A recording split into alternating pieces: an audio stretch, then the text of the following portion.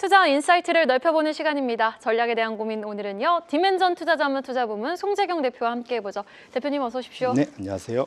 와, 어제 정말 SK하이닉스 또 ASML까지 놀라운 글로벌 반도체 기업들의 호실적 많은 분들의 이제 환호를 받고 있고 목표가가 SK하이닉스 같은 경우는 SK증권에서 150만 원까지 지금 높여 잡고 있는 상황인데요.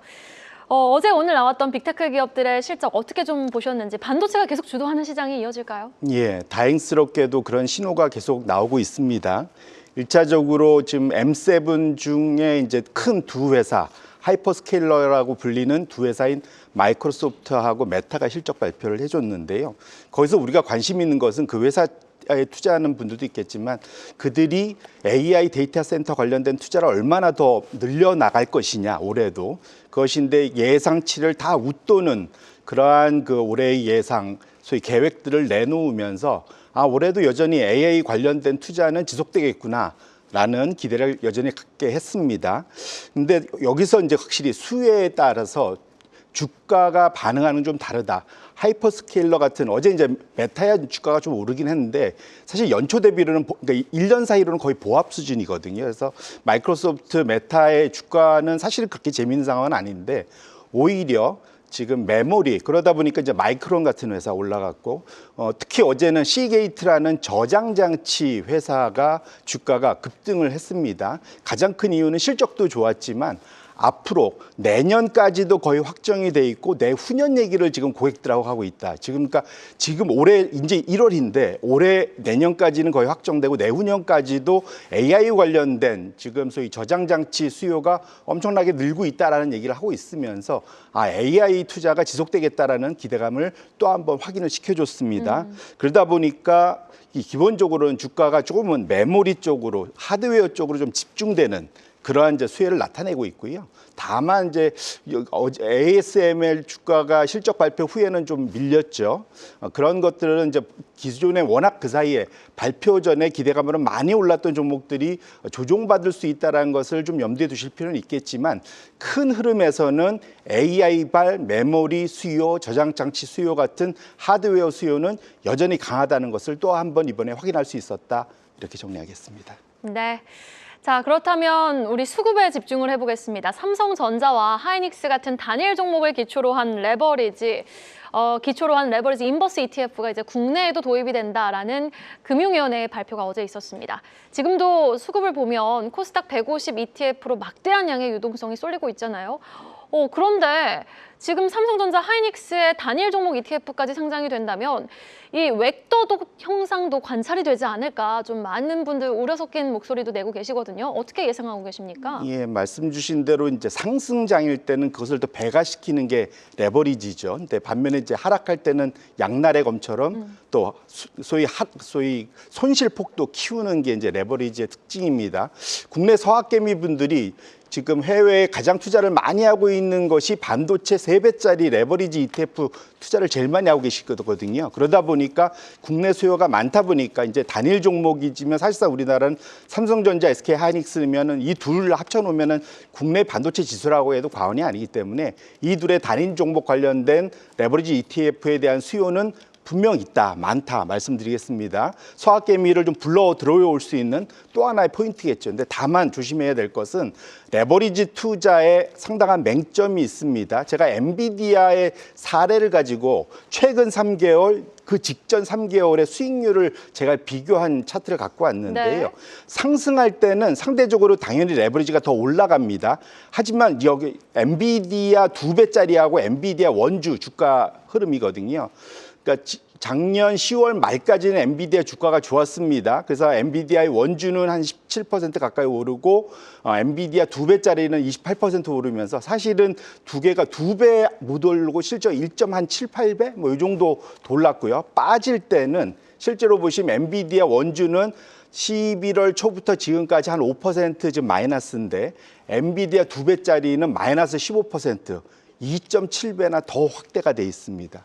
따라서 이 레버리지 ETF 투자는 잘 활용하면 좋긴 하지만 초단기간에 상승 그 흐름을 잘 타이밍을 잡아서 투자를 해야지 이걸 잘못해다가 장기 투자했다가는 원하는 효과를 못 거둘 수 있다는 것을 우리 투자자분들이 꼭 명심할 필요가 있겠다 이렇게 말씀드립니다. 자, 이렇게 증시가 좋은 와중에 달러 인덱스는 또 하락을 했습니다. 95선까지 장중에 떨어지면서 4년 만에 가장 낮은 수준을 기록한 달러 인덱스.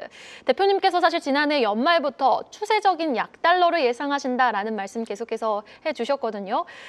일각에서는 그러니까 미국과 일본 간의 환율 협상 관련해서 많은 이야기들 하고 있는데 글쎄요, 엔화 강세, 원화 강세 이 국면 이어질 수 있을까요? 일단 결론부터 말씀드리면 저는 그러니까 기본적으로 미국 달러 약세에 따른 나머지 통화들의 강세 기조는 본격화되고 있다 말씀드리고 싶고요. 사실 그것의 일종의 트리거 역할을 미일 공조 얘기가 나오면서 조금 더 강화됐다 말씀드리겠습니다. 베센트 장관, 트럼프 입장에서는 약달러 좋다 얘기했는데 하루 만에 베센트 장관은 오히려 우리는 강달러를 원한다 이제 얘기가 완전히 서로 그러니까 서로 앞뒤가 안 맞는 얘기를 하고 있지만 미국 입장에선 사실 강달러가 필요한 상황입니다. 이유는 14년간 강달러 하에서 대외 투자를 엄청나게 받았기 때문에 그렇죠. 그래서 대표적으로 유럽이 미국에 10조, 12조 달러를 좀 투자를 하고 있는 거지 않습니까? 그런데 이것이 지금 약달러 돌면 안 그래도 지금 미국이 맞대차는데 해외 투자자들이 미국에 계속 투자할 수 있을까? 이런 고민들이 좀 커질 수 있을 것 같습니다.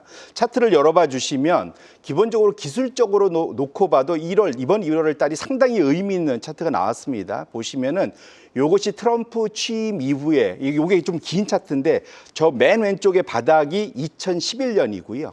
지금이 올 1월 달 월봉이니까 이번이 지금 1월 달인데 요것이 장기 14년간의 지지선을 뚫고 내려왔다는 것이 상당히 의미가 있거든요. 그래서 확실하게 지금 상황에서는 아무리 베센트 장관이 이걸 틀어막으려고 애를 쓴다 하더라도 구조적으로는 달러는 약세로 갈 가능성이 매우 높다 보셔야 될 것 같고 이것 자체는 우리 신흥국 증시에는 상당한 도움을 줄 수 있고 미국으로부터의 자금이 우리나라 같은 신흥국으로 빠져나올 수 있는 확률이 점점 더 커지고 있다. 이렇게 말씀드립니다. 네, 알겠습니다. 그렇다면 약달러 수혜와 ETF 시장에서의 이 쏠리는 수급을 보고 있으면 다음으로 기대해 볼 만한 것이 외국인의 투자자분들 수급 유입 아니겠습니까? 오늘 골드만삭스는 보고서에서 코스피 5,700선을 12개월 목표치로 제시했고 한국이 올해 신흥국 증시 안에서 두 번째로 큰 외국인 자금 유입처가 될 수 있을 것이다 라는 전망까지 내놨는데요. 글쎄요, 지금 시점에서 한국 시장에 대한 포션 확대, 비중 확대, 긍정적인 전략이라고 보세요? 맞습니다. 말씀 주신 대로 한국 시장에 대한 관심들이 확실하게 높아지고 있다 말씀드리고 싶고 큰 그림에서는 아까 말씀드린 대로 미국에 투자하던 것을 이제는 미국을 제외한 나머지 나라 특히 신흥국에 투자하겠다는 욕구가 상당히 커져 있다 이렇게 말씀드리고 싶은데요. 작년에 미국 시장이 15, 16% 올랐음에도 불구하고 한국 시장은 80% 이상 올라가면서 압도적으로 1등을 했지 않습니까? 근데 신흥국 전반적으로 다 괜찮았단 말이죠. 30% 이상 웬만한 국가들은 대부분 미국을 2배 이상 앞섰습니다. 그러다 보니까 올해 1월 들어와서는 미국 내에서 해외로 신흥국으로 투자하는 자금 수요가 소위 머니플로우가 엄청나게 지금 들어오고 있다. 말씀드리고 싶고요. 그 차트를 한번 열어봐 주시면 2004년부터 지금까지 지난 25년간 매달 신흥국 투자 ETF에 들어오는 자금이 이번 1월 달이 지금 다 가지도 않았는데 역대 최고 수준까지 좀 늘어나 있습니다. 그래서 그렇게 놓고 본다면 최근의 흐름 자체는 확실히 이제는 미국에만 투자하던 미국 사람들이 뭐 사실은 그 이제 해외에서 이 자금도 있겠지만 이제는 눈을 밖으로 돌리고 있다는 거죠. 그래서 소위 지역 다각화라는데 그것의 대상은 약달러 때 최고의 수혜를 볼 수 있는 신흥국이고요. 그 안에서 수익률이 제일 높은 데들을 당연히 쫓아갈 수밖에 없습니다. 작년에도 1등이었지만 연초 이후에도 우리나라가 또 압도적으로 지금 1등을 계속하고 있어요. 그래서 지금 신흥국 지수 내에서 우리나라 비중이 지금 한 13%로 네 번째 크기이지만 수익률은 압도적인 1등이기 때문에 그렇게 놓고 보면 한국 시장에 대한 투자 비중은 지속적으로 늘 수밖에 없겠다. 이렇게 말씀드립니다. 네, 알겠습니다. 그렇다면 외국인의 수급이 유입된다면 반도체 섹터가 계속해서 더 강하게 갈 확률이 높겠죠. 어떻게 보세요? 맞습니다. 그 신흥국 지수 안에서도 그 소위 업종 비중을 보면 기술, 금융, 경기 소비재 이것이 이제 3대로 크거든요. 통상 우리나라에도 아마 들어온다면 요 세 가지 업종, 큰 대업종 위주로 자금이 집행될 가능성이 매우 높다 이렇게 말씀드립니다. 기술, 금융, 소비재 쪽 조금 더 집중해 볼 필요가 있다. 외국인의 수급이 확실히 돌아오는지 여부부터 우리가 좀 주목을 해봐야겠습니다. 여기까지 이야기 나눠보죠. 지금까지 디멘전 투자자문투자부문 송재경 대표였습니다. 말씀 고맙습니다. 네, 고맙습니다. 드립니다. AI 캐스터 권미정이었습니다.